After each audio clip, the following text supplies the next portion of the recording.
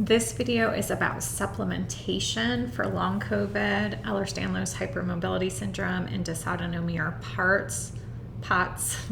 This is part 1.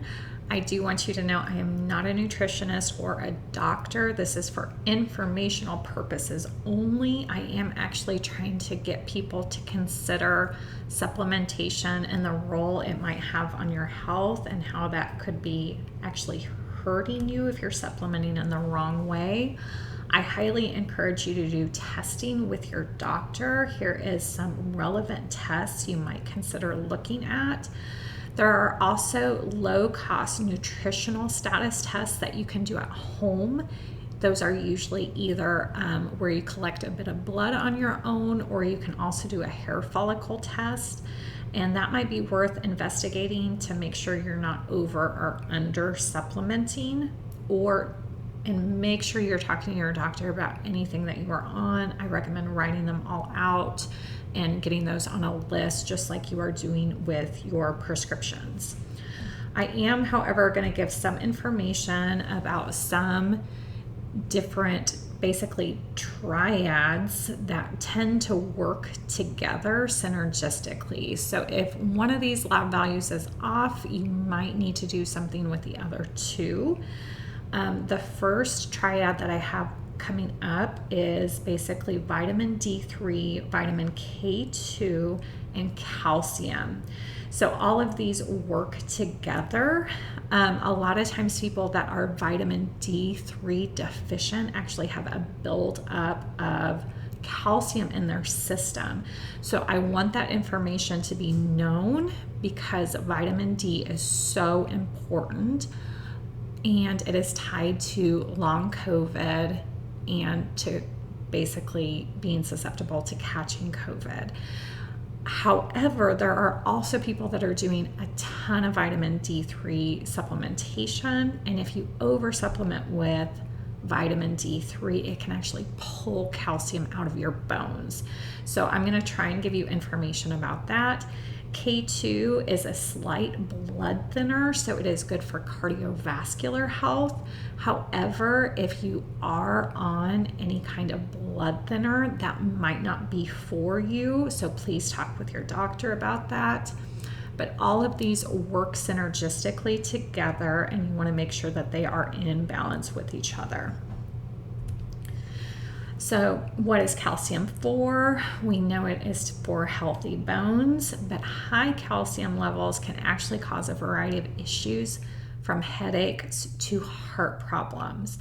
So the guidelines are actually a lot lower than you might think. It's 1,000 to 1,200, but there are some other studies that are recommending that those might even be a little bit high, and they're looking more about the 700 to 800 milligram range.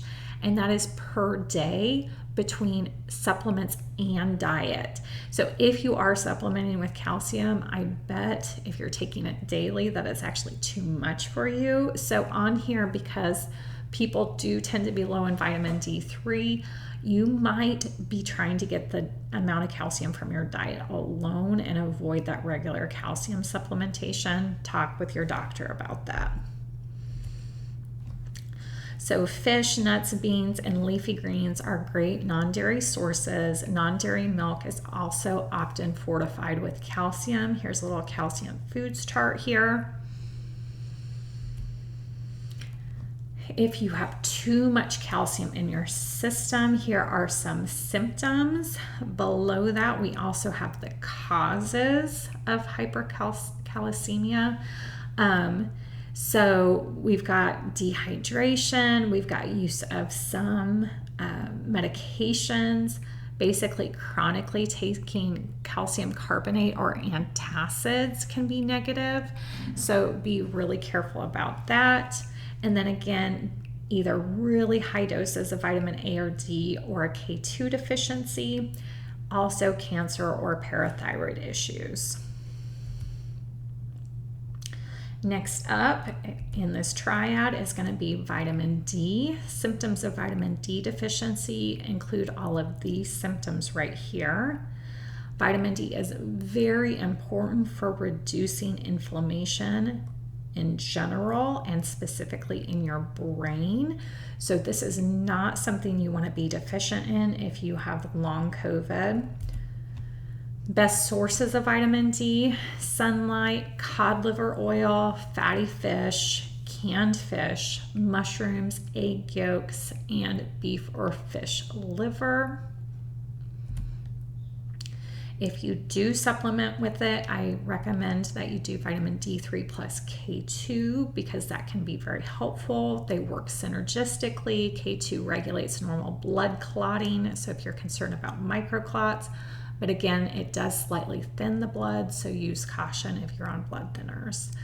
If your digestive system isn't working for any of these supplements, liquid under the tongue, which is sublingual, can work best because it's basically getting that into your system and avoiding that tummy lining or your intestinal tract lining. So here are the recommended dosage for if your lab levels are low, but this is a high dosage, so you would want to check lab levels again in 3 months.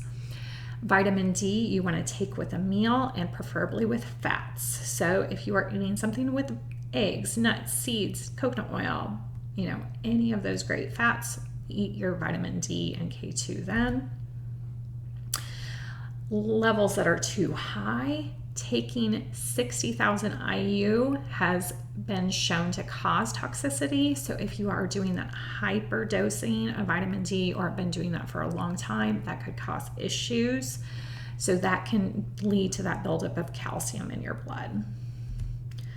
Level of evidence for vitamin D is high. So again, as long as you are not over supplementing, you want to make sure that your lab values for vitamin D are on the high side of normal because that is going to help with recovery. Vitamin D is also linked to sunlight exposure. Time needed varies, but if you're able to estimate the length of time needed to burn your skin, approximately 1/3 of that time daily would be optimal. So if you would burn in about an hour in the conditions that you have, then about 20 minutes of sun exposure on your trunk, arms, and legs would be the recommended dosage. The evidence for sunlight on your skin is also high. So a summary right here: calcium, try and meet the minimum requirements through daily diet unless recommended by a doctor.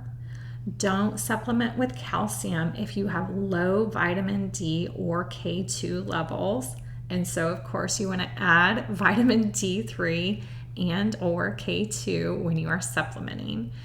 And too much calcium is associated with high homocysteine levels.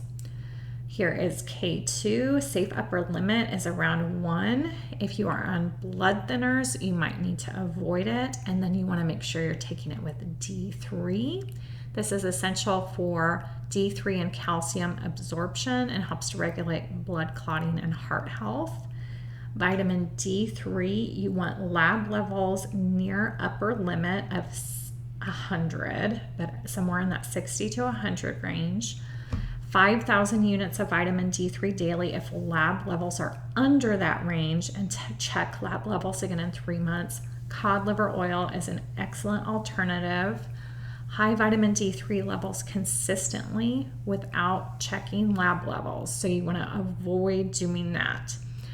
And then you do want to take vitamin D3 with K2 and preferably with good fats such as eggs, nuts, seeds, or coconut oil. Vitamin D deficiency is strongly linked with COVID and long COVID, so it is worth checking this out.